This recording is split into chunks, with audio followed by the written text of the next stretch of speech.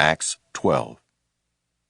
Now about that time Herod the king stretched forth his hands to vex certain of the church, and he killed James the brother of John with a sword. And because he saw it pleased the Jews, he proceeded further to take Peter also. Then were the days of unleavened bread. And when he had apprehended him, he put him in prison, and delivered him to 4 quaternions of soldiers to keep him, intending after Easter to bring him forth to the people.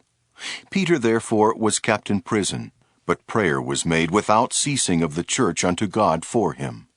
And when Herod would have brought him forth, the same night Peter was sleeping between 2 soldiers, bound with 2 chains, and the keepers before the door kept the prison. And behold, the angel of the Lord came upon him, and a light shined in the prison. And he smote Peter on the side, and raised him up, saying, Arise up quickly. And his chains fell off from his hands. And the angel said unto him, Gird thyself, and bind on thy sandals. And so he did. And he saith unto him, Cast thy garment about thee, and follow me. And he went out and followed him, and wist not that it was true which was done by the angel, but thought he saw a vision. When they were past the first and the second ward, they came unto the iron gate that leadeth unto the city, which opened to them of his own accord. And they went out, and passed on through one street, and forthwith the angel departed from him. And when Peter was come to himself, he said, Now I know of a surety that the Lord hath sent his angel, and hath delivered me out of the hand of Herod, and from all the expectation of the people of the Jews. And when he had considered the thing, he came to the house of Mary, the mother of John, whose surname was Mark, where many were gathered together praying. And as Peter knocked at the door of the gate, a damsel came to hearken, named Rhoda. And when she knew Peter's voice, she opened not the gate for gladness, but ran in, and told how Peter stood before the gate. And they said unto her, Thou art mad. But she constantly affirmed that it was even so. Then said they, It is his angel. But Peter continued knocking.